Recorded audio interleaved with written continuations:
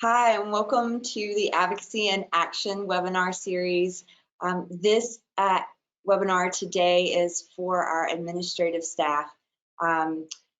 If you read the promo for this one, you'll know that we often kind of dig down into the details and talk about policy, in the nitty gritty. And what we've received some feedback from you all is that you just need a basic level understanding of why we're moving this legislation forward and how important you are in that process.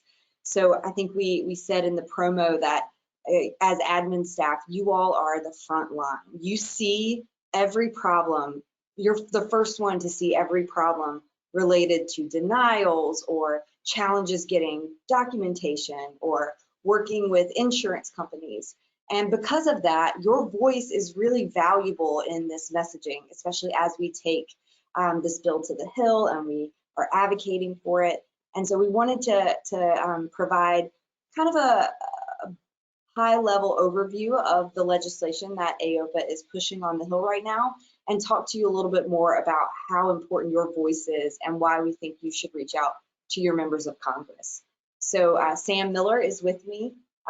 Sam, if you haven't met him yet, is our new state and federal manager of advocacy. Sam, you want to share a little bit about yourself? I know you did last time, but might as well, again, we've got some new people on the webinar today. Yeah, sure thing. Hi, everybody.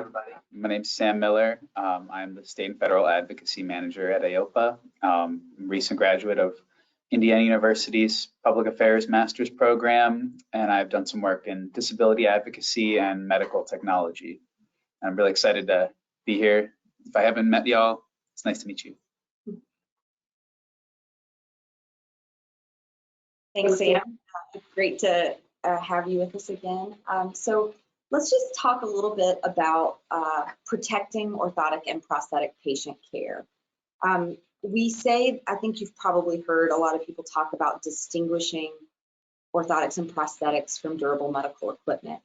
And we do have a piece of legislation that does that. It creates an administrative distinction between the services that are provided by orthotists and prosthetists in your practices from the sales of the simple durable medical equipment goods. And there's nothing to say that those two things aren't as equally important in our patients' livelihood, but the process for which they receive different types of devices is very different. And for orthotics and prosthetics, you are booking them an appointment. You're making an appointment for that patient who's going to then go into a patient care room at your facility, right? So you already know immediately that that patient is receiving more in-depth care than they would be if they were just walking into a storefront.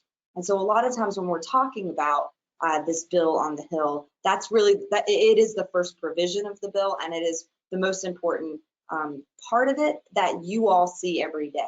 But there are other provisions of the bill that I think you'll be surprised to know will be impactful to the way that you experience how you work with the patients that you see every day. So as a reminder, just some quick housekeeping. As we go through, we would really love if you would pop the questions into the question panel over on the GoToWebinar panel. The reason that this is so important is because we want to be able to answer your questions as we're working through this. I think if you have that question, you can imagine that someone else has the question. So we really like to be able to answer those questions for you all as we're going through the webinar.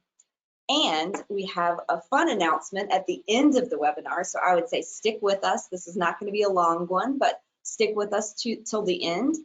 We will be announcing the first ever Advocate of the Month, who is someone who is attending this webinar right now and has been very active on advocating for this piece of policy in the past. So we're excited to announce that at the end, and I encourage you to stay on to find out who that is. So what you see on the screen, this first slide, is a good overview of what an experience on Capitol Hill might be like. And, we've been in COVID. Oh, look, we've got a question already.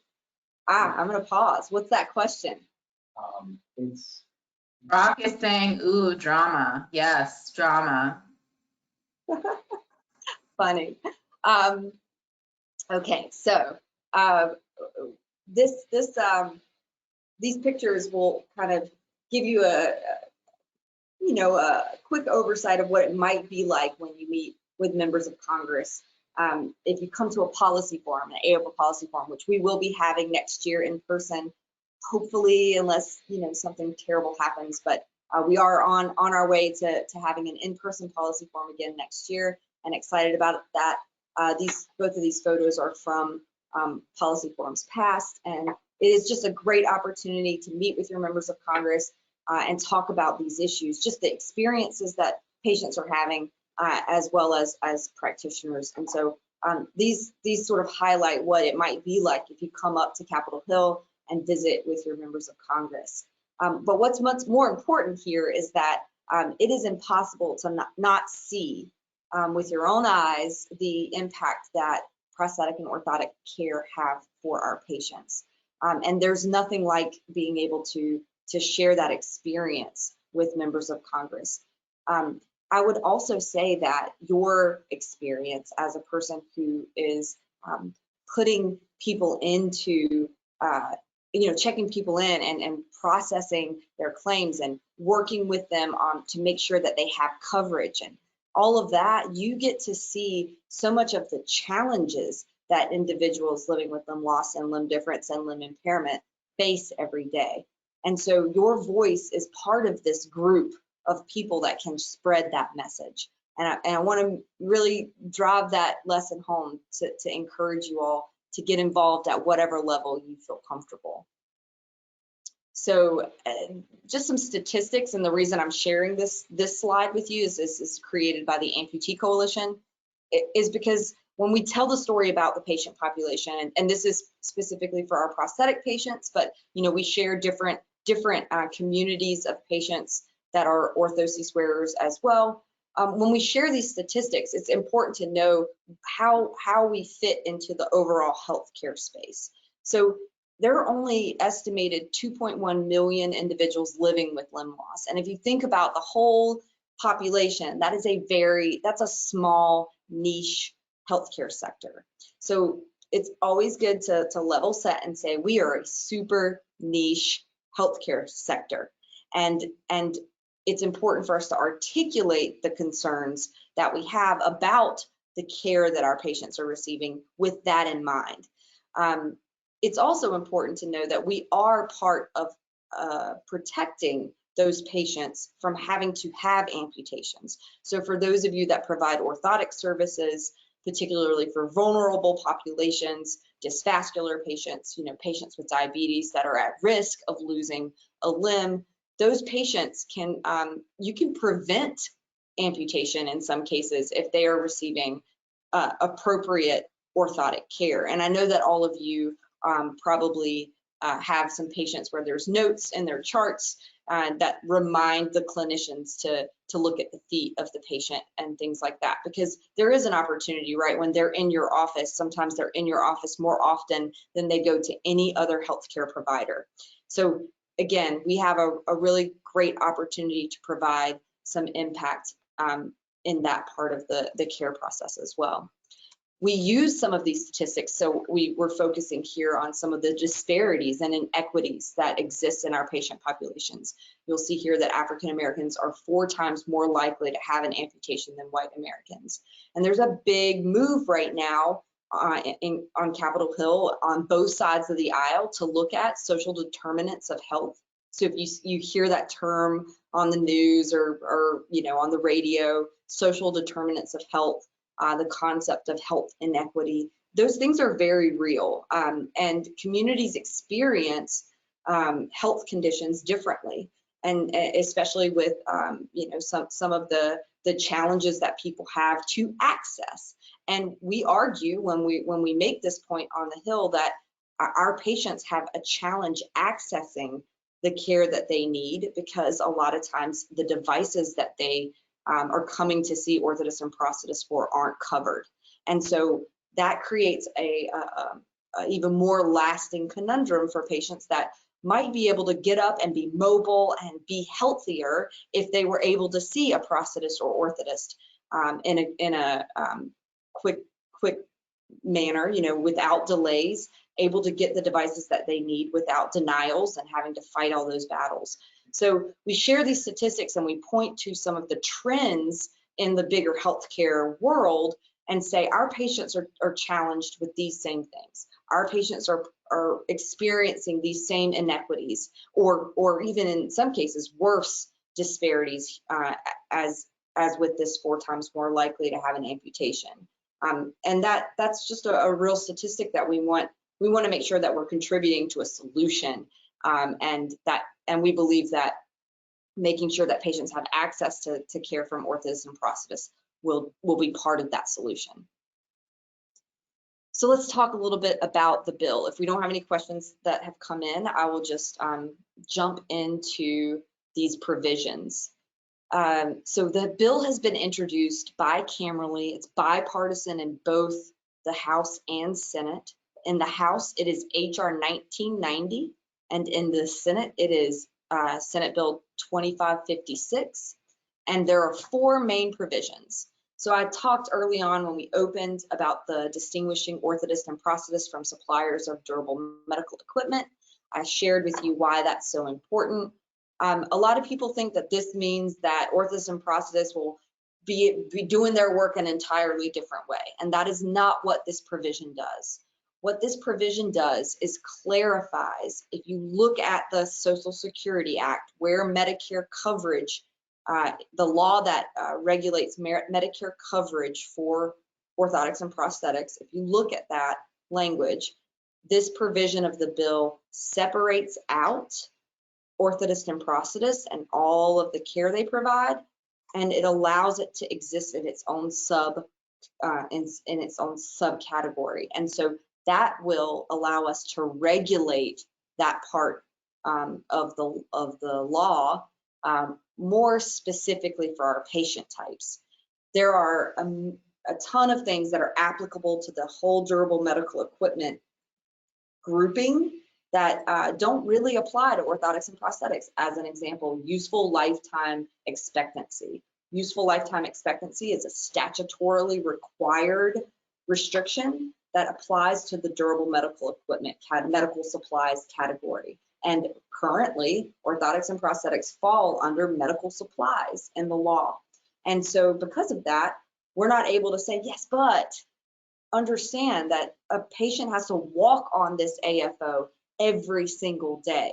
A patient is going to be using their replacement limb every single day, and constantly reminding policymakers that you're not just checking the box that the person got the device. Mobility and functionality don't come in a box. So it has to be inclusive of all of that care. And so this language really allows us to focus on that care and the care process. Do you have any questions yet? None that haven't been answered. Glenn asked about if we can support developing a state association, and we can do that. Okay, great. Yes, so Glenn, just so you know, we are actively supporting several of the state organizations. We don't have a framework or formal structure inside AOPA for chapters, but we do provide support to those organizations that exist at the state level, and we are very happy to always be supportive. We are doing a lot of that work in New York, in California. We've just started working with the brand new Indiana State Association. And so please reach out to us and connect, and we'd be happy to work with you. So moving on to the next provision, protecting patient access to the necessary clinical care that's associated with orthotic and prosthetic intervention. That function and mobility don't come in a box. This is the second provision of the bill, which is related to the definition that Congress used when they determined what would be an off-the-shelf orthoses. So there's this program called competitive bidding. If you're in admin, you're probably aware of it. Some of you that are working in smaller organizations may not have interacted with the competitive bidding process. It may not apply to you and what you do, but in some cases, competitive bidding has prevented orthotists particularly from being able to provide some bracing to the patients that they see on a regular basis. Some of those braces really should never be delivered through a commodity style provision. And so an off-the-shelf orthosis was defined by Congress as one that could be put on the patient themselves with minimal self-adjustment. And we focus on minimal self-adjustment, but we understand that to mean clinical oversight. So without clinical oversight, a patient can put a brace on themselves and it will provide the intervention for the condition that they're experiencing. Unfortunately, some of the items that were included in competitive bidding, as just a general note, when a law passes and Congress does something like definition in the law, it is really up to the regulatory body to then implement that law. So when Medicare implemented competitive bidding, they expanded that definition to include suppliers. And a supplier under the DMEPOS benefit is everything from a salesperson to a prosthetist. And that's just a matter of reality that we're facing right now. Again, that's one of the reasons that we are trying to distinguish orthotists and prosthetists from suppliers. So we believe that you need to restore Congress's intended definition, and that only the items that a patient really could put on themselves, like a neoprene knee brace or something that you could buy at CVS and does not need that patient to go into a patient care room to be fit or to be trained on how to use. Those are the only types of things that should ever be commoditized and competitively bid. So we believe that is in the best interest of the patient. It prevents potential harm. It makes sure that the patient doesn't walk into your office wearing their knee brace upside down, asking you why their knee's still hurting. It's a very real thing that a lot of our practices experience. The next provision is related directly to the definition of off-the-shelf orthoses. If you restore Congress's intended definition, and so only that smaller pool of items that are truly off the shelf are eligible, then you can't drop ship anything that falls outside of that. If it's a truly off-the-shelf orthoses, absolutely, it can be drop shipped to the patient. Drop shipping is a term of industry. It means direct from the manufacturer to the patient. That means they do not come into your O&P offices. We think it's fine if the patient is receiving a truly off-the-shelf orthoses, again, one of those neoprene knee braces, something that's very simple, that does not need clinical intervention. But for everything else, anything that needs clinical intervention, it should never be drop shipped to a patient. This is where a lot of the fraud and abuse exist. We actually got an email today about it. So we see, actually the DOJ uncovered $1.9 billion of fraudulent billing to the Medicare Orthotics benefit, these late night TV commercials, and these individuals that are calling up our grandmothers and saying, do you have back pain? Do you have neck pain? Do you have knee pain? We'll send you a free set of braces paid for by Medicare, free for you, Medicare pays, that kind of thing. And so patients will say something like, yeah, you know, I've been having back pain, bam. The next thing they know, they're opening a box with a spinal brace in it that they never ordered, asked for, and then Medicare gets billed for that, again, to the tune of $1.9 billion. So this fraud and abuse is really targeting what we believe is a loophole in the process. And we think that by fixing that loophole, we also make sure that patients are able to come into your offices and receive that clinical oversight and that clinical care. So those two pieces of the bill, they have to go together, right? Because we have to first restore the definition of an off-the-shelf orthoses before we can prohibit any drop shipping of those orthoses. And finally, the last provision of this bill protects patient access to that continuum of care for their limb loss and difference needs. If a patient comes into your office and they need a prosthesis, so they're going to see a prosthetist, but they also need an off-the-shelf orthoses, say for stabilization of on their sound side, to prevent knee replacement, whatever the physician has prescribed that off-the-shelf orthoses for, it is in the best interest of that patient to be able to receive that brace at your facility and to not have to go somewhere else that has a competitive bidding contract to get that brace. You need to be able to provide, your offices need to be able to provide that continuum of care. So all of that care, instead of you having to try to figure out how the patient is going to get that off-the-shelf orthoses. And all of this is related to having a competitive bidding contract. And so the provision of the bill exempts orthotists and prosthetists from having to hold a competitive bidding contract in order to provide off-the-shelf orthoses. We believe that that is absolutely in the best interest of the patient. Now, unfortunately, these exempted clinics would have to still bill at the competitive acquisition rate. They also have to accept assignment. So you cannot balance bill. There are no, you can't offset the difference in cost to the patient. But again, this is really only for that smaller universe of off-the-shelf orthoses.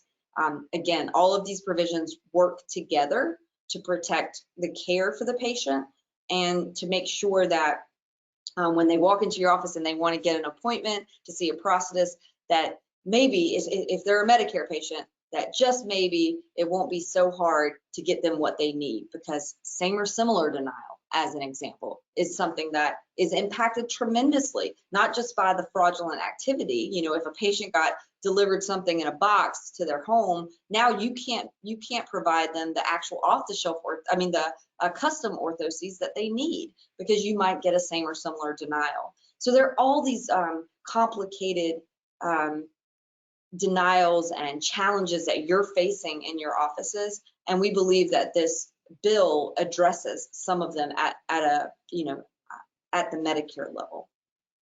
So those are the 4 provisions of the bill.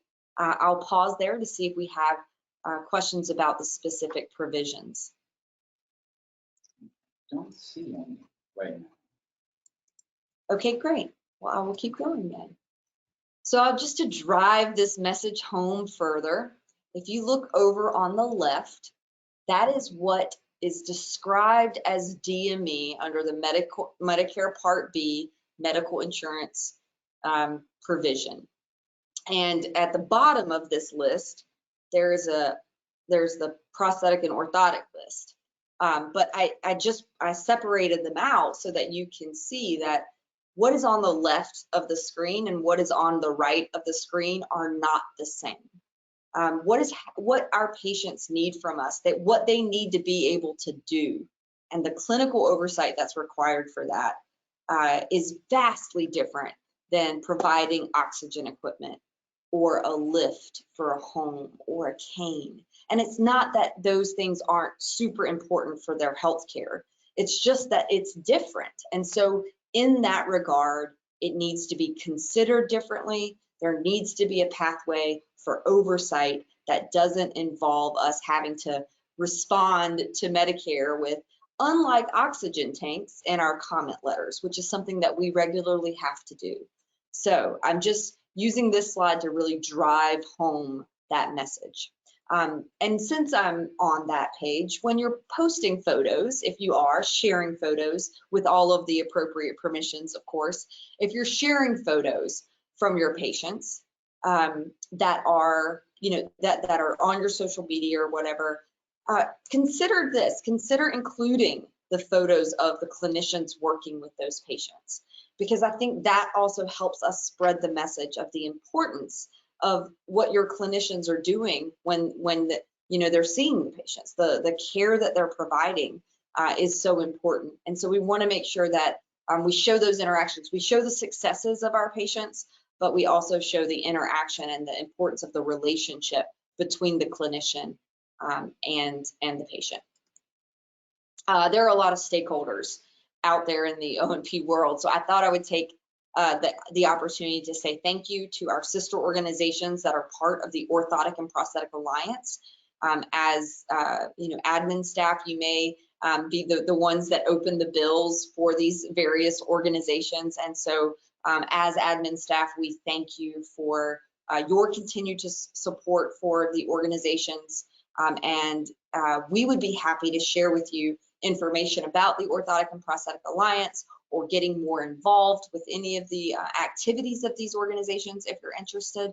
I also included the Amputee Coalition, who's been a supporter of this bill, as well as now the podiatry group. So the APMA have signed on. They have actively advocated on behalf of this legislation on Capitol Hill for us. They actually brought in a member of Congress with them.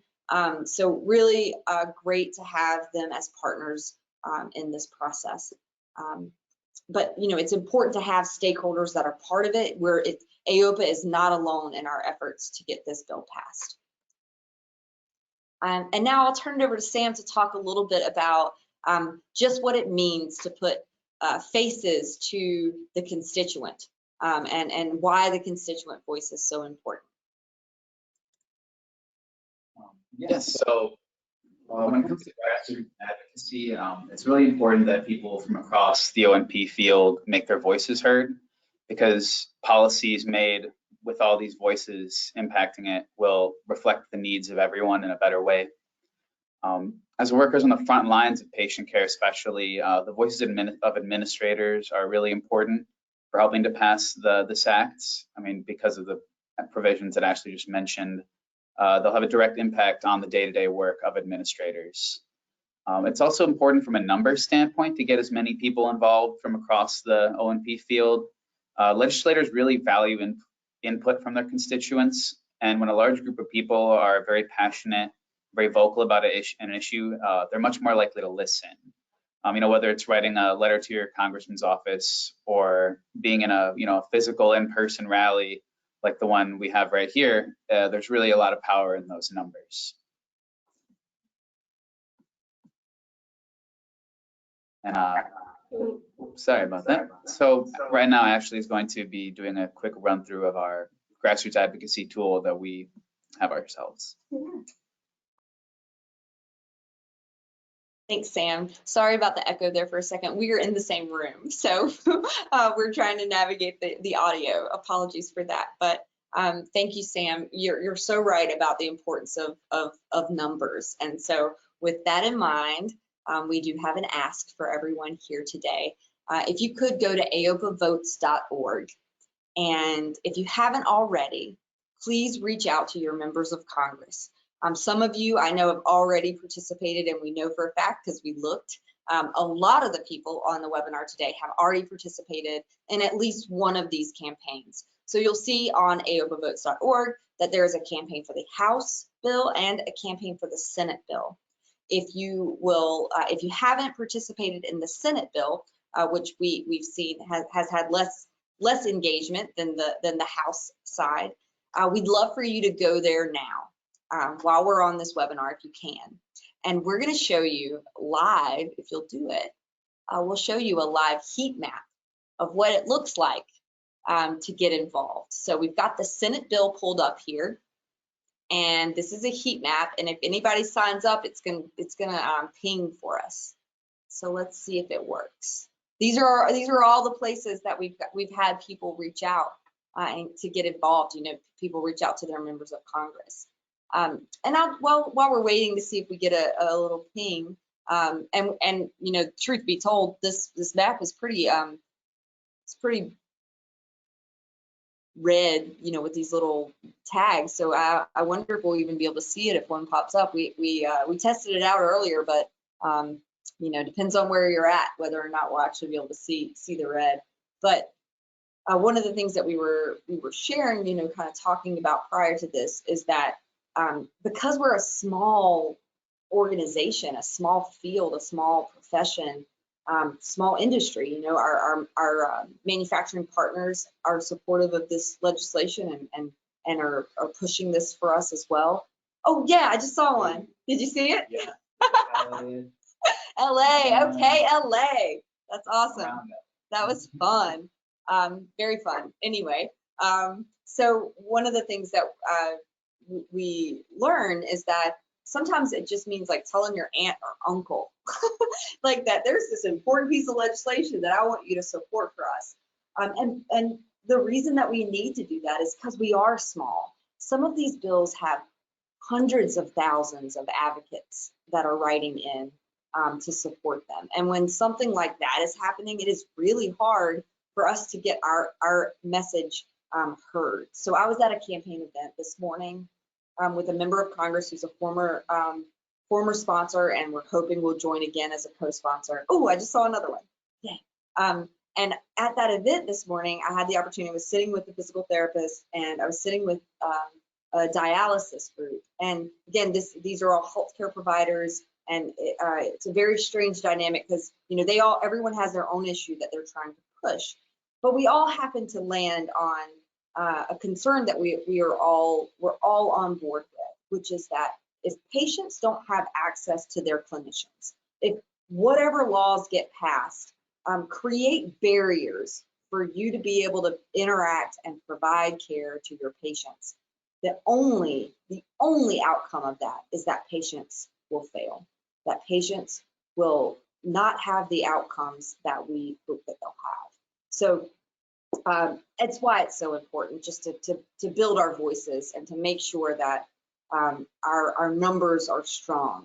And I'm doing my best. I promise Sam and I are doing our best to get in front of those members of Congress every day and make sure that we're carrying the message forward. But there is nothing more powerful than your voice. And we had a board member, Jeff Brandt, who was in town on Monday. So we scheduled some Hill visits for him and took him to the Hill. And he actually got a co-sponsor sign on the same day. Well, we learned about it the very next day.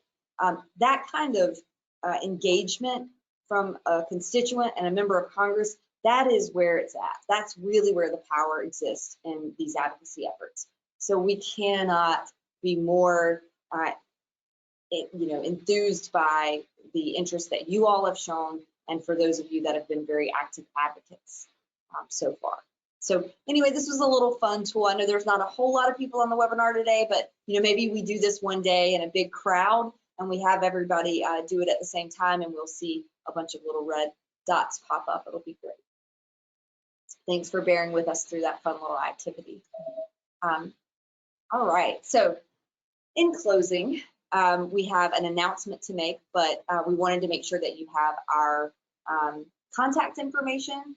You'll see Sam and I, these pictures down at the bottom with Sam and Jeff Brandt, a member of our board of directors from this Monday, from our visits on the Hill this Monday. Again, if you're ever in Washington or have a trip planned to come to Washington, we encourage you to reach out to us. We are happy to set these meetings up with you all. We will provide the policy background and the support. All you have to do is tell your story about the care that you oversee and how you schedule your patients and some of the challenges that you see your patients having. And that'll be a huge message for to help move this legislation forward. So I'm going to pause for questions. Well, actually, before we answer questions, why don't we make that big announcement, Sam? If you want to go ahead and announce it. Yeah, sounds good. Okay, so for our first ever Advocate of the Month, we have gone with Dana Glover from Beacon. Congratulations, Dana. We saw that you've been doing a lot of activity on Phone to Action recently, and so we thought we would reward you with a gift card. So we appreciate all of your advocacy efforts. And it's just a small token of our appreciation. So you'll be receiving that gift card in the mail. And thank you so much, Dana, for all of your hard work over the years. And I know that your participation with AOPA committees has also been so impactful. So we're very thankful to have you in the AOPA family. All right, so let's get to these questions. What do we got? No questions yet. Yeah, Dana said thank you so much. Great. Okay. Well, we are at the end of the webinar.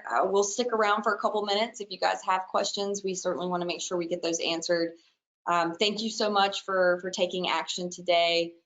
Thanks for sharing the campaign, with your colleagues and your friends. And thank you for all you do to help us take care of the limb loss, limb difference, and limb impairment patients. Your work and the administrative role is so, so important. It's important to make sure that they get what they need. It's important that your voice is heard. So don't ever hesitate to reach out to us for anything else, other questions you might have about orthotics and prosthetics or the work of AOPA. We're happy to engage.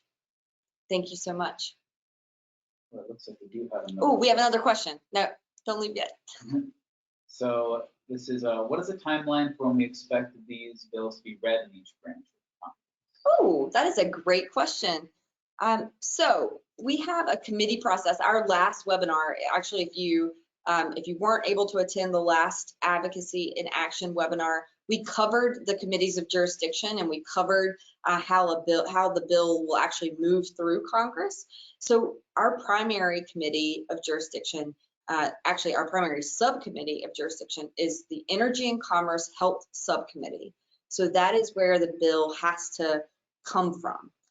So that will be referred to the larger committee. It will be voted out of committee, and then it will go to the floor. In our case, we actually have dual jurisdiction with Ways and Means. So it's Energy and Commerce and Ways and Means are the committees of jurisdiction. They both have health subcommittees, and it gets very complicated. That's why we did a whole webinar on it. And I think, Joy, if I'm not mistaken, I think folks can access those webinars because they're free. I will drop a link in the chat. Perfect. Yeah. So the timeline for us, so we have 2 years from in each Congress, and so we have till the end of next year to get this thing passed. We've got one more full calendar year to get it passed, but we're always looking for a mechanism where we might be able to attach a bill because it's not controversial. It might save the government money, and it has some pretty common sense, patient-centered measures in it. And so because of that, it could always get attached to a package that might move in like a larger Medicare package. So our committee staff, our committee members of Congress, and the staff that work for those members of Congress are always looking for ways that they might be able to advance the legislation.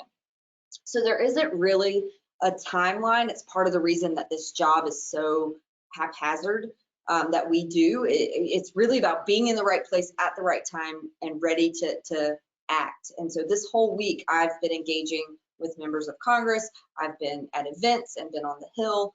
And that work is to make sure that we're always on their radar and always ready to get it attached to whatever vehicle might move.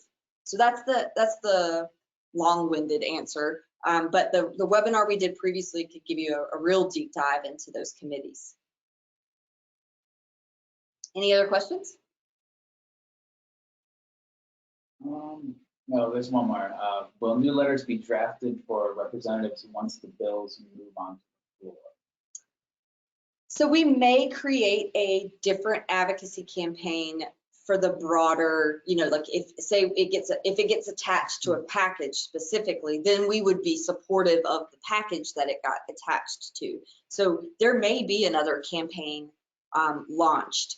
What I will say about the one that we've created is that it's called a thank and spank campaign, which is so weird, and that is literally what it's called in the system, and it's common terminology around here. So it automatically thanks your member of Congress if they've already signed on as a co-sponsor. So you don't end up sending them a letter that says something like, please co-sponsor a bill that they've already co-sponsored. Instead, it says, thank you so much for your support. As your constituent, I really appreciate it. That's, in short.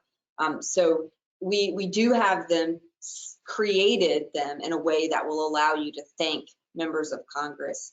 And then as the bill moves, we'll track it and see if we need to create an entirely new campaign. But if you've already participated in the outreach through AOPAvotes.org and you're motivated, you can always call the offices because they will log your support twice. So they will log a phone call separately than they do a campaign letter like what we do through AOPA Votes. Unfortunately, the AOPA votes version of advocacy is kind of the lowest on the totem pole when it comes to what they look at in those offices. A phone call is pretty high up. So if you call and let just anybody you can get a hold of, let them know that you support this bill and give them the bill number, that goes a long way too. And they're required to log that call in as well, which is very helpful. And I know when we were doing our meetings on Monday, one of the staffers actually was a lifelong orthosis user, and that's just kind of a small way that you can connect with a member of staff that'll go a long way when it comes to legislation and getting our voice heard. Yeah, he was fantastic to talk with. He, he waited till the end of the call. We knew he was a user, orthotic user, carbon fiber AFO, and he waited till the end of the call, and he ended the call by saying, "I've had the same orthotist since I was 5 months old. I know exactly what you talk about, what you're talking about when you say that it's important to protect that care."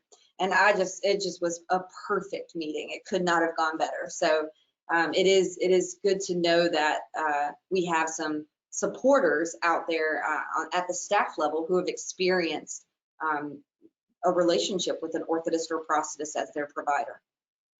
There's another question. This is an interesting one. Are there any issues for facilities offering like iPads for patients to send letters to representatives while they're in the facility itself? No. So there are no restrictions as long as you are, there's no restrictions at all about sharing the AOPA votes campaigns at all. You can't incentivize them with gifts to do those things. That's not a good look, but you can, obviously share information about it. We have a one pager that we can, it's on the website actually as well. So you can use that one pager and have it in your office, so patients can learn more about the bill itself, and then they can always go to aopavotes.org and sign up. There is no restriction on encouraging patients to have their voice be heard as well. Any other questions? It does not look like there are any questions. Great. We really appreciate all your time today. Congratulations to Dana. And we look forward to seeing you all at the next Advocacy in Action webinar, where we will be awarding a new Advocate of the Month. So tell your teams that they should join. And thank you again. Bye-bye. Thank you.